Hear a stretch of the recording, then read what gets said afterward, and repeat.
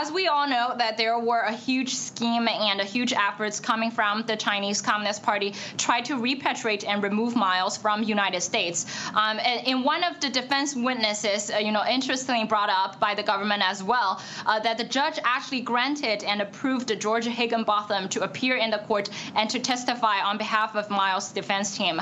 And I think, it will be very interesting for the court to observe what George Higginbotham will testify in the court. And of course, I would like to remind all of our audience, Elliot Brody pleaded guilty in 2020 about his efforts in representing on behalf of Chinese foreign national and to repatriate Miles back to China. And all of these efforts coming out from the Chinese Communist Party, if you ask me why, because Miles Guo is the #1 enemy of the Chinese Communist Party. Why is he enemy #1? He was the one and only man who escaped from Communist China and whistleblowed about the corruption of the top officials of the Chinese Communist Party. Over the past few years, lots of whistleblowing have actually came true. In 2017, when Mr. Miles Guo first appeared on Voice of America's interview, the Chinese embassy actually called Voice of America to cut off the interview in the middle, and that it was the same day that the CCP launched a PAX litigation in the New York Supreme Court to ask Mr. Guo to pay $134 million fine within 5 business days. In the meantime, the Chinese Communist Party